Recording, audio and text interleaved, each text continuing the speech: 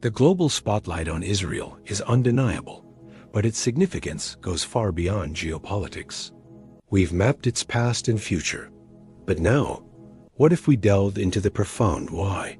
What if God's eternal purposes for this nation, the nature of his unbreakable covenants, and the complex interplay between Israel and the church hold keys to understanding prophecy itself? Prepare to uncover the complete timeline of Israel in Bible prophecy. Part 3. Deeper Meanings and Enduring Covenant. In our previous installments, we embarked on an epic journey, meticulously tracing the complete chronological timeline of Israel in Bible prophecy. We witnessed its ancient origins with Abraham, its dramatic exiles and miraculous rebirth, and its pivotal role in the unfolding events of the end times. From the tribulation to the millennial reign and the eternal state, we mapped the what and the when. But now, in this crucial part 3, we delve deeper into the profound why and how. We will explore the intrinsic theological and spiritual significance of Israel's unwavering journey, examining the unbreakable nature of God's covenants, the enduring mystery of Israel's election, and the often debated yet vital relationship between Israel and the church in God's ultimate plan. This exploration transcends mere chronological events, inviting us into the very heart of God's character, his unwavering faithfulness, and the intricate wisdom behind his divine blueprint for the ages. Understanding these deeper meanings is essential for anyone seeking a comprehensive grasp of biblical prophecy and Israel's unparalleled centrality in God's eternal purposes. Important disclaimer: navigating prophecy with discernment and humility. As we delve into these profound theological topics, it is vital to approach them with discernment and humility. Interpretations regarding the relationship between Israel and the church, and the precise nature of future events, can vary among different theological perspectives. Our aim is to illuminate these discussions from a biblical perspective, highlighting the enduring relevance of God's Word without advocating for one specific denominational dogma over another, but rather emphasizing the truths that affirm God's sovereignty and faithfulness. Section 1. The enduring mystery of Israel's election. Why Israel? Why so central? The very first question in Israel's prophetic timeline isn't what happened, but why did it happen to them? Why did God choose this particular nation, this specific lineage, to be the focal point of his redemptive plan for humanity? The answer lies in God's sovereign, unconditional choice and the nature of his unbreakable covenants. God's sovereign choice, not human merit. The Bible unequivocally states that God chose Abraham and his descendants, not because of their righteousness, greatness, or numbers, but because of his own divine will and love. Israel's election was an act of pure grace. They were chosen not for their inherent worthiness, but for God's purposes, to demonstrate his character and fulfill his plan through them. This foundational truth underscores the fact that God initiates and drives his grand narrative, using human instruments for his eternal glory. This divine selection established an irrevocable, special relationship between God and Israel, forming the bedrock of all subsequent prophecies. The immutability of God's covenants, the guarantee of survival, the enduring mystery of Israel's survival, despite millennia of persecution and dispersion, can only be fully understood through the lens of God's unconditional covenants. The Abrahamic covenant. This covenant is paramount. It promised Abraham an innumerable seed, a specific land, and that through his seed, all nations would be blessed. Crucially, this covenant was unconditional. God bound himself to fulfill it, regardless of Abraham's or Israel's future actions. It's a unilateral promise, guaranteed by God's own faithfulness.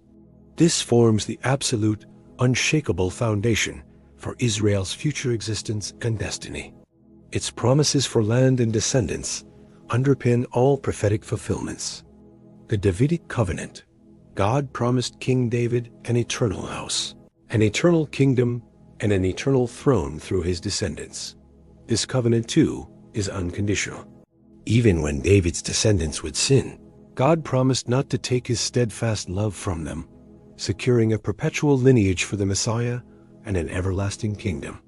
This covenant guarantees the continuation of the Davidic line through which Jesus came, and ultimately his millennial reign from Jerusalem. Contrast with the Mosaic covenant. The Mosaic covenant was conditional. Blessings would follow obedience, and curses would follow disobedience. Israel experienced these consequences. However, the Mosaic covenant did not nullify the unconditional Abrahamic and Davidic covenants. It taught them the need for grace and revealed their inability to perfectly obey, setting the stage for the Messiah. The enduring nature of the unconditional covenants is the ultimate explanation for Israel's miraculous survival and future restoration, even after centuries of unfaithfulness. Israel's purpose as a light and witness. Beyond simply being chosen, Israel had a profound purpose: to be a light to the Gentiles, to reveal the one true God to a polytheistic world, and to be a living witness of his faithfulness and power.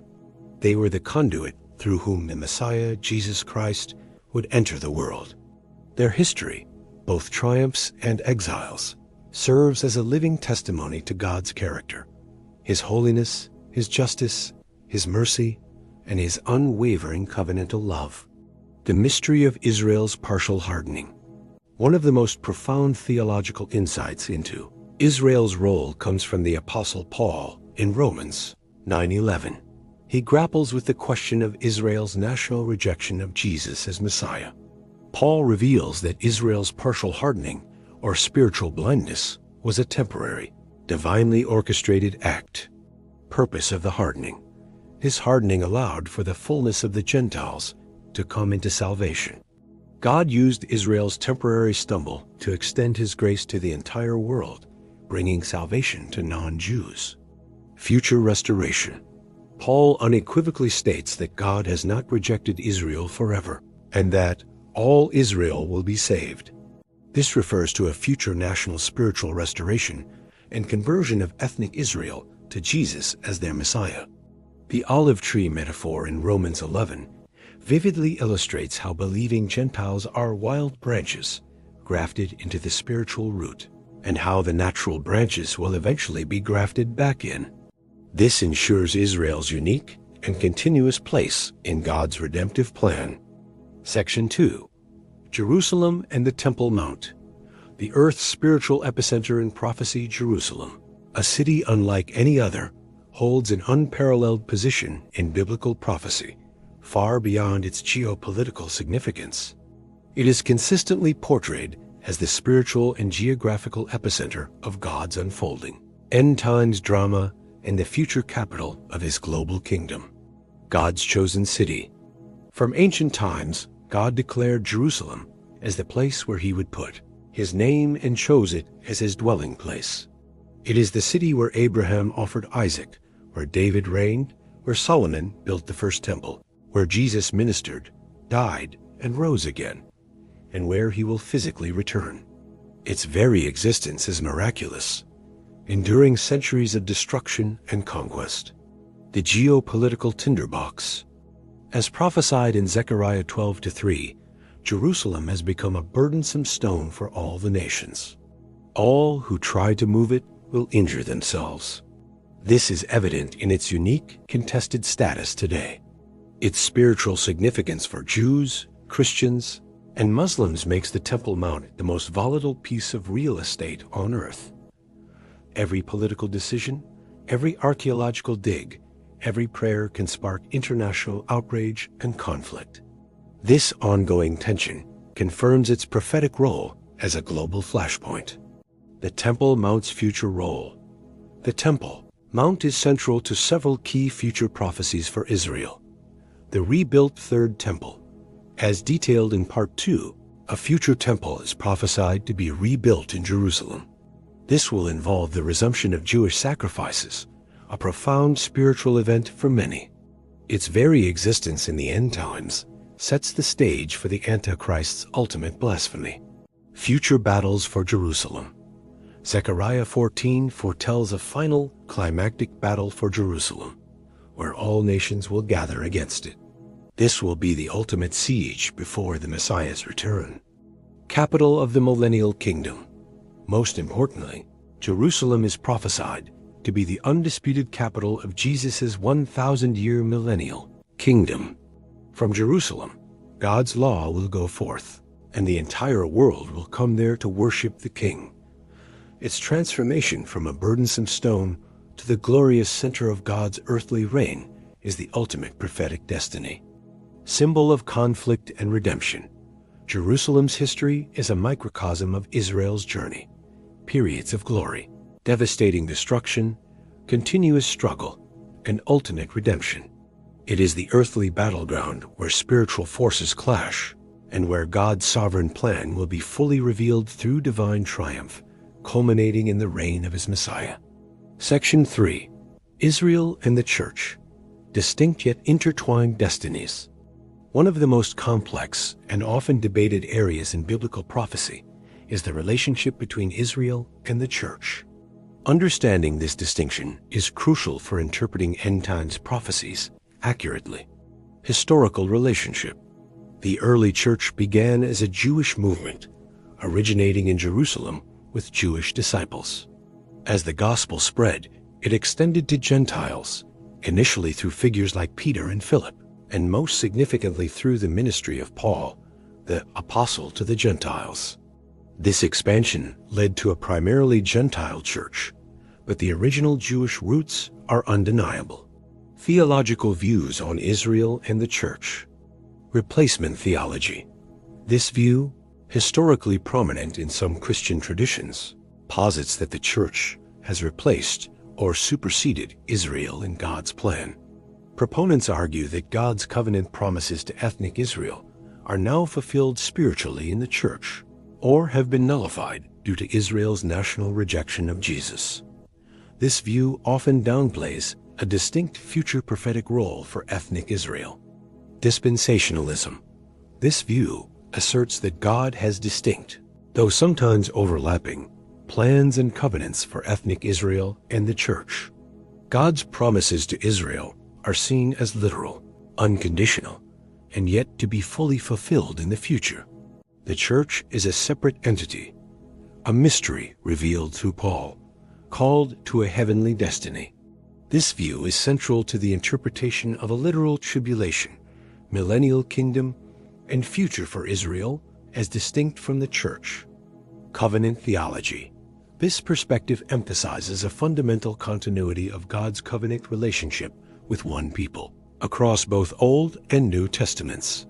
While acknowledging historical Israel, it sees the Church as the fulfillment of promises made to Abraham, viewing the people of God primarily in terms of spiritual, not ethnic, lineage. Paul's profound teaching on Israel's future. Paul, being a Jew himself and the apostle to the Gentiles, dedicates 3 powerful chapters to addressing God's ongoing plan for Israel, directly refuting the idea of their permanent rejection. God has not rejected Israel, Paul emphatically declares. I ask then, did God reject his people? By no means. He himself is an Israelite, proving God's continued faithfulness. Partial hardening, not total rejection. Israel has experienced a hardening in part until the full number of the Gentiles has come in. This hardening or spiritual blindness to Jesus as Messiah is a temporary, divinely ordained act serving a purpose to allow the gospel to go out to the Gentiles. It is not total, as a remnant always believed. Future restoration of all Israel. Paul prophesies, and in this way all Israel will be saved. This is widely interpreted as a future national spiritual restoration and conversion of ethnic Israel to Jesus as their Messiah, a profound event at the second coming. The olive tree metaphor. Paul uses the vivid imagery of an olive tree. The natural branches were broken off due to unbelief, allowing wild olive branches to be grafted in. But the natural branches can, and will, be grafted back into their own root. This metaphor brilliantly illustrates the distinct yet intertwined roles of Israel and the Gentile church in God's redemptive plan, and Israel's guaranteed future. It shows God's continued covenant with ethnic Israel, alongside his inclusion of Gentiles. Section 4. The enduring promises and God's unwavering faithfulness. The meticulous unfolding of Israel's prophetic timeline, from ancient covenants to its ultimate destiny, is a profound testament to the immutable character of God himself. The immutability of God's word. God is unchanging. His promises, especially those given unconditionally to Abraham and David, are secure because they depend on his faithfulness, not on human performance. This divine consistency guarantees Israel's future. The very existence of Israel today is a miracle that defies natural explanation, serving as a constant reminder of God's adherence to his word. The role of prophecy in building faith. The detailed fulfillment of prophecies concerning Israel, both past, historical events and future events, serves a crucial purpose: to validate the entire Bible and strengthen believers' faith. If God has accurately foretold events thousands of years in advance with such precision, it powerfully affirms the reliability of his word and his absolute sovereignty over all of history. This strengthens trust in his character and his ultimate plan of redemption. Israel as a supernatural sign. Israel's history, marked by miraculous preservation through dispersion, and its astonishing rebirth as a nation, is itself a supernatural sign to the world. It stands as a living miracle, continuously pointing to God's faithfulness and the imminent return of Jesus Christ. For those with eyes to see and ears to hear, Israel is God's prophetic clock in action. The ultimate purpose, God's glory.